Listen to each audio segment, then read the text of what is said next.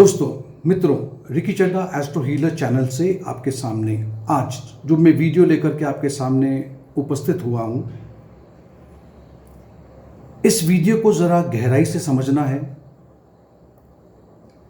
और ये भी समझना है कि जब कोई भी एस्ट्रोलॉजर, चाहे कोई ही क्यों ना हो, वो जब भी किसी भी माध्यम से आपके सामने कोई अपनी बात रखता है तो हम में से कोई भी भगवान नहीं है। हम में से कोई भी उस तरह का ये नहीं कि हम जो भी भविष्यवाणी करें या सोचें या समझें वो उसी तरह से सटीक हमेशा उतरे।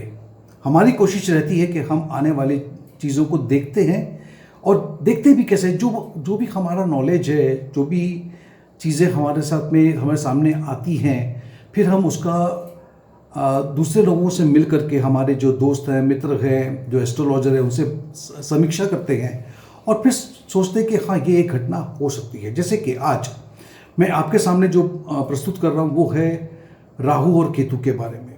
राहु और केतु राशि परिवर्तन कर रहे हैं। वृषभ राशि को छोड़ करके राहु मेष राशि में प्रवेश करेंगे और केतु वृश्चिक राशि को छोड़ करके तुला राशि में। आपको पता है कि ये दो ही ग्रह हैं जो हमेशा उल्टे चलते हैं, तो ये पीछे की तरफ जाते हैं। अब हमें एक बात और समझना है। आप लोगों ने कभी सुना होगा कि राहु और केतु के बारे में ऐसा कहा जाता है, एक कहते हैं ट्रू राहु और एक कहते हैं मीन राहु। इस पे मैं वीडियो भी बना चुका हूं कि क्यों ट्रू राहु और मीन राहु के बारे में बोला जाता है। क्योंकि ये दो छाया ग्रह है, इन्हें आप किसी दूरबीन से, बाइनोक्यूलर से देख नहीं सकते हैं। ये एक मैथमेटिकल इंटरजेक्शन पॉइंट है। क्योंकि इसका मास नहीं है, इसका कोई आकार नहीं है, तो उस पर बिल्कुल सटीक ये कब परिवर्तन करते हैं हमें नहीं पता चल सकता। इसलिए इसको हम दो चीज़ों से देखते हैं। एक कहते हैं ट्रू, मतलब बिल्कुल सही इसका गोचर कब होगा, और एक होता है मीन। तो अगर मैं ट्रू की बात करूं, सच की बात करूं, तो ये परिवर्तन ऑलरेडी हो चुका है 12 मार्च को, और ये 29 नवंबर तक 2023 तक रहेगा। ये बात कर रहा हूं अगर ट्रू राहु की बात करूं तो। लेकिन अधिकांश ज़्यादातर जो ज्योतिष हैं वो मीन को मानते हैं, मैं भी उसी को मानता हूं। और उसके मुताबिक ये जो राहु का परिवर्तन होने जा रहा है, जो ये राशि गोचर कर रहे हैं, ये हो रहा है 12 अप्रैल को, और ये फिर 29 नवंबर तक 2023 तक रहेगा। अब ये जो एक गोचर होने जा रहा है, या आप कह सकते हो चुका है, आपको ये बताना चाहता हूं कि पिछले 3 साल से राहु जब मिथुन राशि में थे, फिर वो वृषभ में आए, और ये जो 3 साल के राहु किसी भी एक राशि में 18 महीने रहते हैं, तो 36 महीने हो चुके हैं। अभी 3 साल हो चुके हैं हमें। इसमें हमने क्या देखा आप भी जानते हैं, मैं भी जानता हूं। हमने कोरोना देखा, कोविड देखा, घर में बैठे रहे, लॉकडाउन में रहे, परिस्थितियां किस किस तरह की हमारे सामने आके खड़ी हो गई, हमने देखा। अब ये जा रहे हैं मेष राशि में। अब जब मैं अपने दोस्तों से बात कर रहा था तो हमने सोचा कि चलो एक काम करते हैं, भविष्य में होने वाली घटना को बताने से पहले हमें यह देखना होगा कि ऐसा ही सिचुएशन, ऐसी ही परिस्थितियां इससे पहले कब उत्पन्न हुई थी।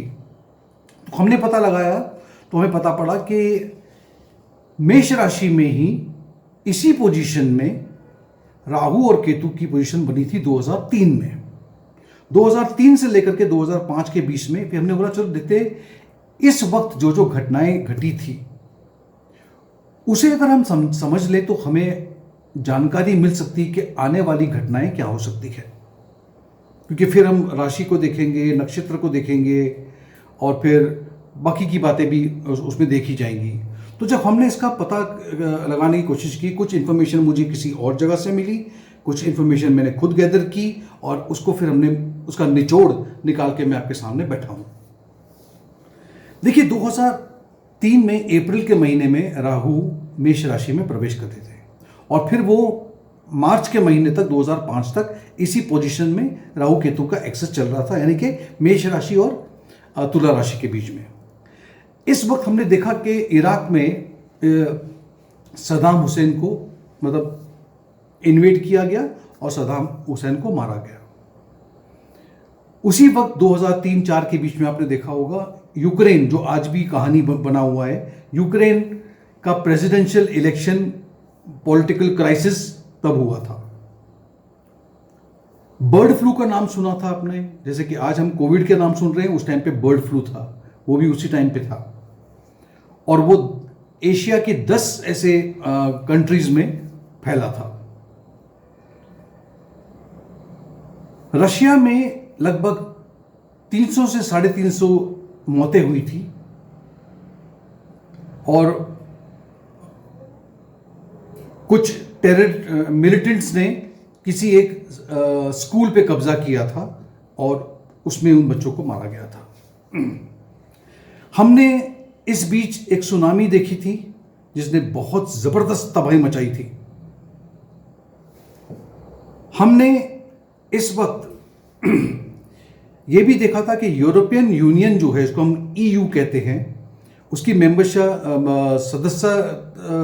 बनने के लिए 10 ऐसी नई कंट्रीज ज्वाइन किया था और काफी लोगों ने नेटो को भी ज्वाइन किया था इसी वक्त। सबसे इंटरेस्टिंग बात है, अब आपको समझना होगा कि मेष राशि काल पुरुष की पहला घर है। मेष राशि पहला घर आपको जो दिखता है इमेज, उसकी बात करते हैं।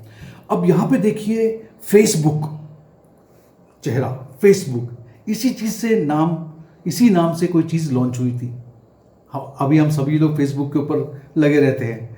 ये फेसबुक की लॉन्चिंग तभी हुई थी और क्योंकि राहु एक टेक्नोलॉजी और का ग्रह है तो कोई ना कोई हो सकता है फिर से कोई ना कोई चीज़ लॉन्च हो जाए, क्या पता वो उतना ही नाम कर ले। 2005 में नॉर्थ कोरिया ने न्यूक्लियर वेपन को अपने इस पे लिया था, इसको हम कहते हैं इट वेंट न्यूक्लियर। चाइना में भी कोई एंटी सेसेशन लॉ प्रस्तुत में आया था ताइवान को लेकर के। सुमात्रा में एक भूकंप आया था जिसने पूरे इंडोनेशिया को हिला दिया था और उसकी तीव्रता 8.7 के रेंज में थी और ये माना गया है कि दुनिया का चौथा ऐसा भूकंप है 1965 के बाद का। पहला वीडियो YouTube पे लाइव हुआ था इसी दौरान। तो फेसबुक भी और YouTube भी, क्या पता अभी अगला क्या आ रहा है।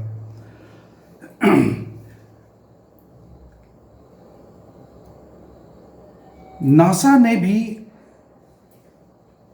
मंगल ग्रह के ऊपर पहले बार मंगल ग्रह तक पहुंचे थे।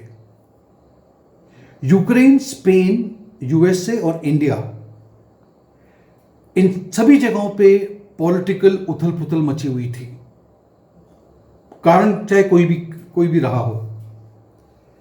एक हरिकेन आया था जिसका नाम रखा था कैटरीना और जिसने इंडियन ओशियन में एक अर्थक्वेक और सुनामी की ट्रेजेडी को हमने देखा था।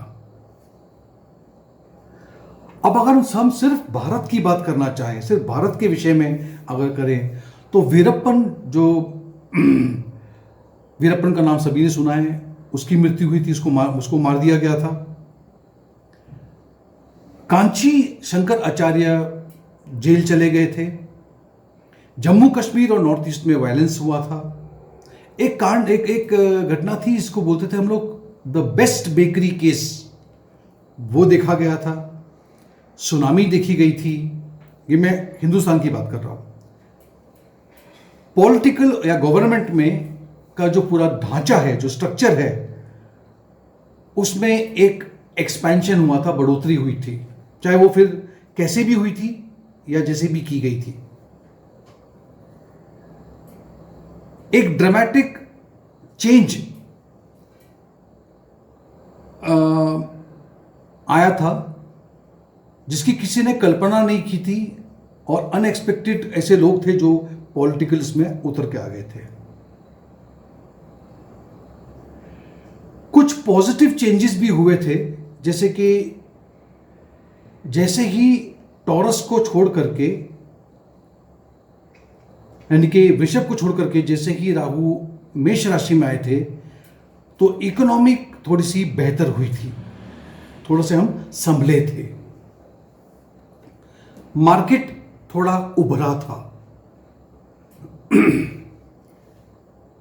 लीगल सिस्टम यानी कि कानून से जो कानून की जो व्यवस्था है उसमें थोड़ा सा बदलाव देखा गया था। उसकी जरूरत पड़ी थी क्योंकि केतु तुला राशि में थे। तुला राशि जो है आपको पता है उसका संबंध बैलेंस से है, न्याय से है, और केतु जब भी वहां पे होते तो आप देखना कभी भी वो बदलाव लेकर आएंगे कानून व्यवस्था में, आप अभी भी देखोगे। कुछ ऐसी घटनाएं होती हैं जिसमें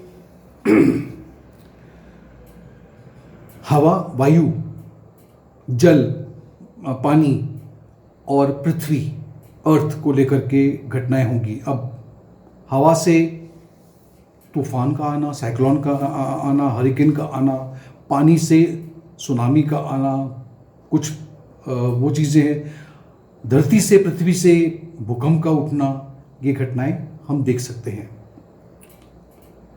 और जैसे कि हम पता है कि जब भी राहु केतु स्थान परिवर्तन करते हैं, राशि परिवर्तन करते हैं, तो एक जिंदगी में एक तरह की उथल पुथल मचती ही है,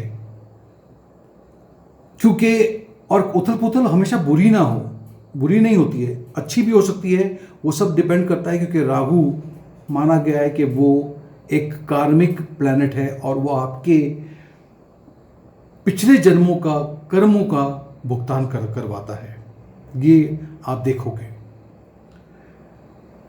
अब एलियंस आप जानते हैं, यानी कि दूसरी दुनिया में भी ऐसा माना गया है कुछ लोग रहते हैं, उनके बारे में बातें बहुत होंगी, बहुत की जाएंगी, और उनकी कोई एक्टिविटीज आप देख पाओगे, ये एक अनुमान लगा सकते हो आप। क्योंकि मेष राशि में राहु बैठ रहे हैं, जो कि काल पुरुष कुंडली में वो पहला घर है, तो आपके अंदर एक फिजिकल एबिलिटी आएगी, यानी कि आपका जो फिजिकल आप हो सकता है उसमें कुछ तब्दीली आए, कॉन्फिडेंस आ सकता है, ज़्यादा मूवमेंट आ सकती है, कुछ जगहों पे आप इन्वेशन यानी कि किसी और के चीज़ों पे कब्जा करना, नए नए एक्सप्लोरेशन करना,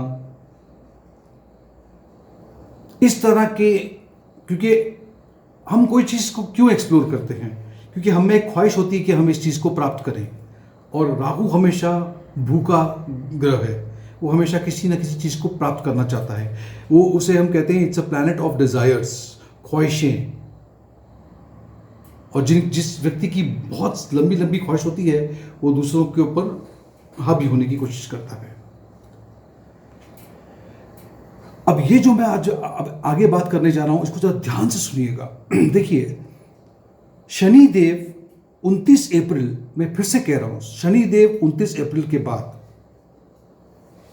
आप देखोगे कि वो पूरी तरह से राहु पे उनकी दृष्टि पड़ जाएगी, तीसरी दृष्टि राहु पे जाएगी 12 जुलाई तक, और फिर से जब वो वक्री हो जाएंगे तो मकर राशि में जाएंगे, फिर से लौट के आ जाएंगे, तो 17 जनवरी 2023 से लेकर के नवंबर 2023 तक तभी भी शनिदेव की दृष्टि राहु पे रहेगी। ऐसे परिस्थिति में आप देखोगे ये बहुत ही ऐसा वक्त होगा जिसमें बहुत उथल पुथल मच सकती है, और इसे एक तरह से हम बोलते हैं शपित दोष लगता है इसमें, और इसके जो परिणाम भी होते हैं वो बड़े ही विचित्र होते हैं। फिर आप देखोगे राहु का गुरु के साथ में मिलन यानी युति, ये होने जा रही है 2023 में। मैं 2022 की बात नहीं कर रहा। ये कब होगी? 22 अप्रैल 2023। ये अप्रैल की बात नहीं कर रहा, अगले अप्रैल की बात कर रहा हूं। 22 अप्रैल 2023 से लेकर के 29 नवंबर 2023 तक इसे हम कहेंगे चंडाल योग। राहु और गुरु का आपस में मिलन, इसके भी अपने खास एक परिणाम होते हैं, हम वो भी देखेंगे। मंगल रह रह करके रुक रुक करके 2000 पूरा 22 और 23 में भी कभी ना कभी कहीं ना कहीं से दृष्टि राहु के केतु पे डालते रहेगा। अब ये जब भी केतु पे डालेगा, इस पे हम वीडियो बनाएंगे, तो ये एक बहुत डेंजर टाइम हो सकता है, बहुत ही डेंजरस टाइम इसको कह सकते हैं हम। अब केतु की बात करते हैं जो तुला राशि में प्रवेश करेंगे।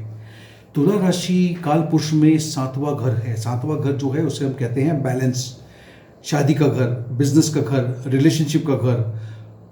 और तुला राशि जो है उसका संबंध कानून से है, लीगल सिस्टम से है, बार्गेनिंग से है, पार्टनरशिप से है। अब यहां पर केतु का बैठना ये बताता है कि कुछ लोगों को इन चीज़ों में, चाहे वो शादी का घर क्यों ना हो, चाहे वो पार्टनरशिप क्यों ना हो, उसको देखने का जो तरीका होगा वो आध्यात्मिक होगा बहुत। तुला राशि में 3 ऐसे नक्षत्र पड़ते हैं, ये चित्रा, स्वाति और विशाखा। इस नक्षत्र का भी रोल रहेगा, इसमें भी वीडियो बनाने होंगे हम बनाएंगे। जब गुरु की दृष्टि केतु पे पड़ेगी, ये भी होने जा रहा है 22 अप्रैल को, उसी टाइम पे जब वो युति बनेगी, तो ये एक ऐसा समय होगा कि जो ऐसे लोग हैं, और आजकल मैं आपसे वीडियो भी बना के कह रहा हूं, बहुत से ऐसे लोग हैं जो आहिस्ता आहिस्ता आध्यात्मिक होते जा रहे हैं। ऐसे लोगों के लिए ये बहुत अच्छा समय होगा। लेकिन आध्यात्मिक जो डगर है, जो पाथ है, उस पर चलना इतना आसान नहीं है। बहुत कुछ छोड़ना पड़ता है, बहुत कुछ त्यागना पड़ता है उसमें, मटेरियल वर्ल्ड खास करके। इसी बीच आप देखोगे कि चंद्रमा और सूर्य और चंद्रमा का ग्रहण जो लगने जा रहा है, अप्रैल मई के महीने में एक होगा और फिर जाकर के होगा अक्टूबर और नवंबर में। ये भी हमारे जो बचे हुए कर्मा है उसको सामने लेकर आएंगे और हमें एक मौका मिलेगा कि हम उस कर्म को किस तरह से काटें। ये एक अच्छी बात है।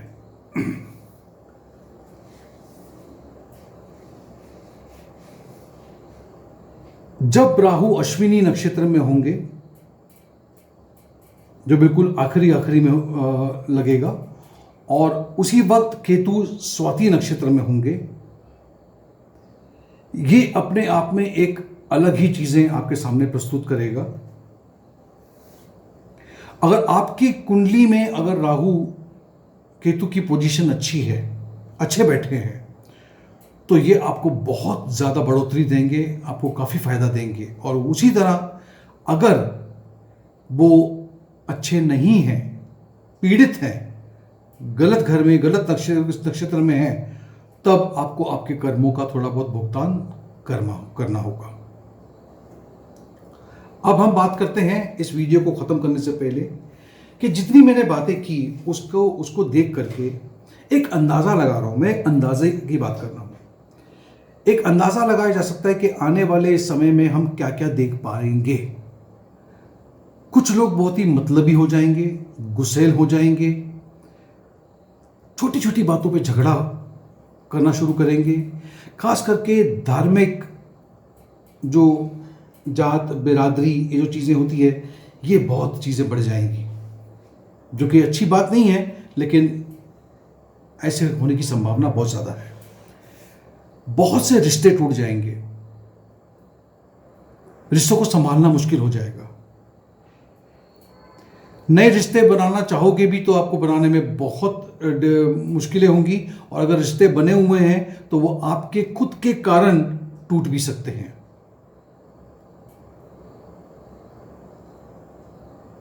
वो कहते हैं हम ड्रग्स का मिसयूज होना, और ड्रग्स लेने के बाद जो हमें जो ख्यालों में, उसको हम हेलुसिनेशन कहते हैं, उसमें वो चीज़ों का बहुत से लोग उससे गुजरेंगे। करप्शन, क्राइम बढ़ जाएगा, और खास करके औरतों को लेकर के क्राइम बहुत बढ़ सकता है, क्योंकि केतु का तुला राशि में होना और राहु का तुला राशि को देखना, दोनों ही आपस में ये सही नहीं है। ये एक चीज गड़बड़ कर सकती है।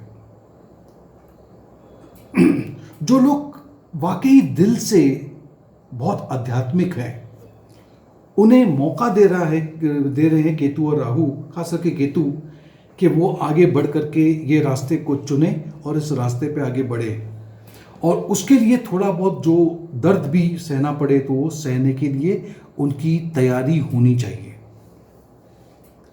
जंगल में आग लगना, साइक्लोन आना, बहुत अधिक बरसात पड़ना, हद से ज़्यादा ठंड, या मैं कह सकता हूं कि जो भी सीज़न आएगा वो अपने आप में, वो कहते हैं ना, उसकी अति होने वाली है। साधारण कोई भी सीज़न नहीं रहेगा, अति करेगा। चाहे वो गर्मी है तो वो अति करेगी, ठंड है तो वो अति पे जाएगी। उस तरह से भूकंप आने के चांसेस हैं, फ्लडिंग, यानी कि जैसे कि बहुत जगहों पे बाढ़ आ जाती है, कुछ जगहों पे सूखा पड़ सकता है, और खास करके जो ऐसे शहर हैं जो समुद्र के किनारे हैं, कोस्टल बेल्ट जिसको हम कहते हैं, वहाँ पर दिक्कतें ज़्यादा आ सकती हैं। वहाँ पे साइक्लोन की वजह से दिक्कतें बहुत ज़्यादा आएंगी। युद्ध जैसी परिस्थिति बनी रहेगी। हमारे देश के अंदर भी आपस में भी वो जो एक तरह का सिविल वॉर कहते हैं, वो चलने के चांसेस भी हैं। हर एक देश अपने बारे में सोचेगा और दूसरे को नीचा दिखाने के लिए, उस पर कब्जा करने की बातें करेगा।